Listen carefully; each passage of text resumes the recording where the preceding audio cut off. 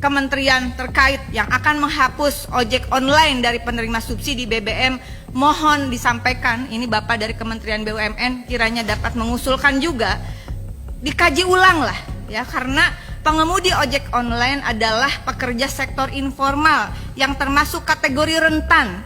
Mereka tidak memiliki jaminan sosial apapun kecuali bayar sendiri, Pak. Kemudian ada masalah dengan operatornya, potongan yang tinggi dan sebagainya. Tadi sudah dijelaskan oleh Kapoksi kami, Pak Mufti. Dan karena itu berdasarkan Undang-Undang 13 2011, maka terindikasi kuat mereka masuk dalam definisi fakir miskin tadi. Mohon dukungannya agar pencabutan subsidi BBM bagi ojek online dibatalkan. Kasihan Pak, kasihan betul mereka. Bapak mungkin sekali-kali ngobrol, saya baru saja membantu memulangkan jenazah anak seorang pengemudi ojek online. Janda dengan 5 anak, dia mengemudi ojek online. Tahu nggak Pak, motornya ternyata sewa harian.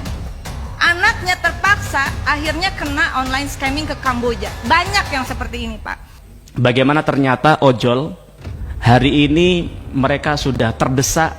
Bagaimana mereka harus bersaing dengan mereka dikenain tarif aplikasi 20%. Kemudian juga saya tahu bahwa negara kita, Pak Prabowo punya cita-cita mewujudkan lapangan kerja sebanyak-banyaknya di era kepemimpinan beliau. Tapi jenengan tahu bahwa ojol ini Pak, ada 4 juta orang yang hari ini mengharapkan menyandarkan hidupnya dari soal ojek online Pak, begitu. Nah, tapi kemudian saya tahu dari 4 juta orang tadi mereka punya istri, punya anak, punya keluarga yang tentu jumlahnya jauh lebih besar dari itu, begitu.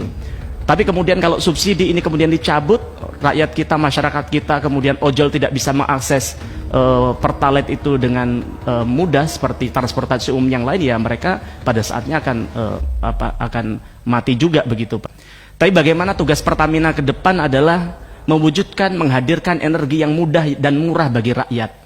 Tapi kemudian kalau kita bicara Pertamax Pak, Pertamax 92, ternyata negara tetangga kita, Malaysia, yang saat itu mereka belajarnya ke Indonesia, di sana hanya 6.800 Pak per liter.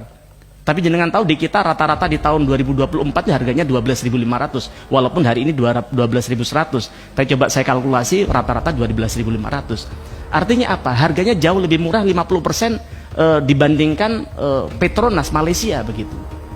Apakah kemudian pertanyaan, apakah kemudian ketika Petronas itu, Malaysia itu bisa menghadirkan BBM murah untuk rakyat, apakah mereka rugi? Tidak juga. Setelah saya dapatkan datanya tadi malam, ternyata keuntungan laba dari Petronas adalah 267 triliun, 4 kali lipat daripada laba Pertamina Pak. Mereka sudah bisa menghadirkan BBM yang murah untuk rakyat, tapi juga mereka untung, tidak kemudian rugi, begitu.